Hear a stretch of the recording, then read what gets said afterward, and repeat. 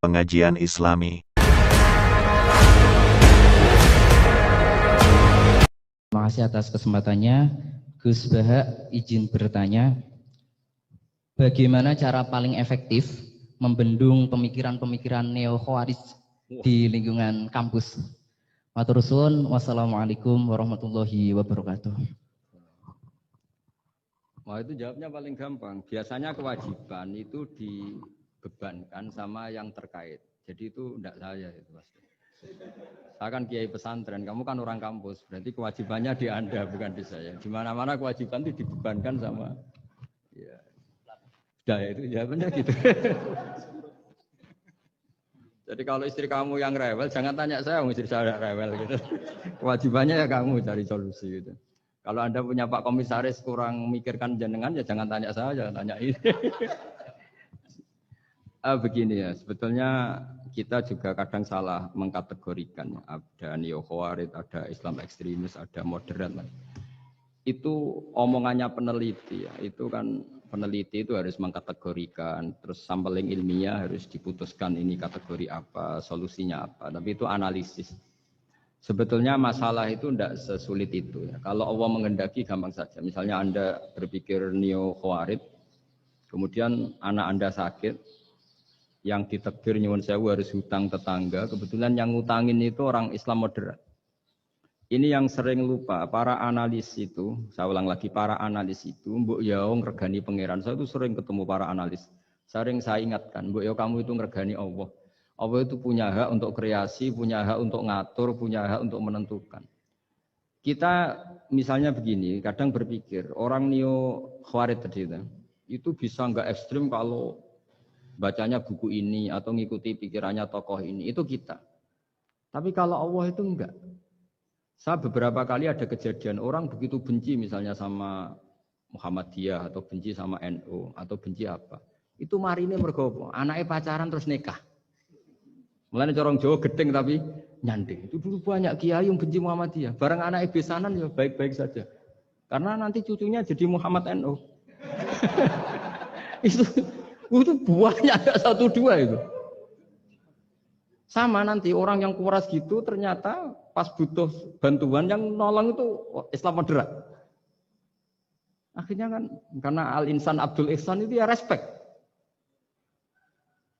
Jadi, nah tapi kita sebagai analis ngiranya kalau pikiran itu dilawan pikiran, tidak mesti juga.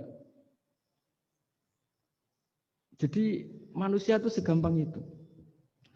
Dulu yang namanya Abi Sufyan itu bencinya sama Nabi, Masya Allah juga sebaliknya.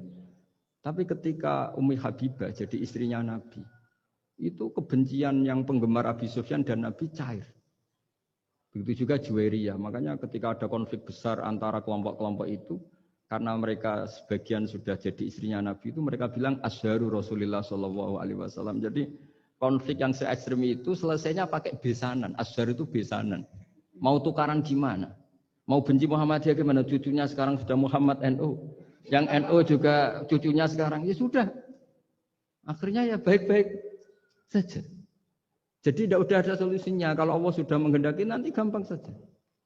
Sama jangan tanya. Lah kapan itu Gus? Yang saya ada Tuhan kamu tanya ya tanya sama Allah. Jawabannya wallahu a'lam. Tapi saya mohon para analis ya, jangan corong Jawa ojo ngilani pangeran. Tuhan itu diberi hak untuk menyelesaikan. Karena banyak yang di luar dugaan. Wahsy itu menjadi mukmin justru setelah membunuh Hamzah. Khalid bin Walid menjadi mukmin justru setelah menang di perang Uhud. Tapi kalau Allah menghendaki segampang itu. Yaitu ketika Khalid bin Walid menang di perang Uhud karena sahabat melanggar perintah Nabi harus tetap di atas gunung sementara mereka melanggar turun ke gunung. Itu Khalid bin Walid itu, wah Muhammad itu luar biasa. Anak buahnya melanggar saja dikasih sanksi, apalagi kita. Ini berarti orang yang sangat diperhatikan oleh Tuhannya. Terus dia cara berpikir begitu. Akhirnya masuk Islam. Banyak orang masuk Islam itu malah pas menyembah Tuhannya, Tuhan berhala. Itu ada orang Arab, zaman Arab dulu. Pas mau nyembah berhalanya, pas ada luwak kencing di kepala berhala itu. Terus dia, aduh punya Tuhan kok gak keren, gimana? Terus masuk Islam. Jadi dia dapat hidayat pas keliru. Kalau dalam cerita kewalian ya Sunan Kalijogo itu, dia jadi muridnya Sunan Bonang. Kenalan pertama karena begal Sunan Bonang. Pas begal malah jadi murid. Jadi kalau Allah itu punya sekian cara. Kadang kiai itu gak bisa mengislamkan orang, tapi banyak mahasiswa punya pacar non muslim itu yang islamkan pacarnya. Ribet kan kalau sudah mau apa coba itu memang. Ya sudah, Allah itu diberi hak ya tetap Allah sebagai Tuhan itu tidak usah. Mbah Mun itu diantara yang sering dikatakan beliau itu dulu saya juga agak protes dengan tanda kutip, tapi beliau ngendikan ya saya sami'na wa ata'na. Kata beliau gini, hak sok itu sing gawa agama nang Indonesia itu pegawai negeri. Yang bawa agama kemana-mana itu pegawai negeri. Saya sempat protes. Lah santri bah, mau santri karuan mau santri. Tapi setelah saya jadi kiai, ya bebas. Setelah saya jadi kiai ini kan sudah jadi kiai betul, sudah jadi kiai betul. Tanpa SK kan Pak Kiai. Kalau komisaris pakai SK, kalau kiai itu nggak usah SK. Setelah saya jadi kiai itu sering ada tamu dokter, ada tamu tentara, ada tamu pegawai-pegawai negeri. Itu bilang, saya ini dokter. Karena saya dokter. Kadang datang di pedalaman Papua, NTT itu kan atas nama dokter, yaitu di puskesmas desa-desa tertinggal. Karena mereka muslim berkebutuhan Islam, yaitu ada sholat, ada masjid, akhirnya dibikinkan. Dan orang ke sana, orang di sana yang mau apa coba? Wong itu negara. Coba kalau yang datang kita sebagai kiai, dianggap misionaris kan? Artinya begitu juga di Belanda misalnya atau di New Zealand atau di Jerman. Saya punya banyak kawan yang duta di kedutaan. Gara-gara persahabatan mereka duta besar, mereka muslim. Gara-gara muslim berkebutuhan bikin masjid. Akhirnya di negara-negara non-muslim juga banyak masjid dibikin kedutaan, dibikin mahasiswa. Nah, tapi kalau kita jadi analis, mungkin kita hanya agama ini diajarkan oleh ulama, dibawa oleh santri. Tapi tidak seperti itu. Nyatanya Allah dengan kehendaknya bisa saja menyalurkan agama ini lewat PNS, lewat macam-macam. Jadi Allah itu maha kuasa. Makanya kita ini hanya bersaksi bahwa innallaha ala kulli syai'in. Nah kita sebagai kiai memang bantu mengenalkan ahkam fikihnya yang detail-detail itu. Tapi kalau yang menyebarkan Islam itu Allah punya cara. Saya kemarin pas ketemu Habib Quraisy di antara yang diceritakan itu. Orang Inggris itu kadang kenal Islam itu ya lewat Muhammad Salah itu pemain bola itu.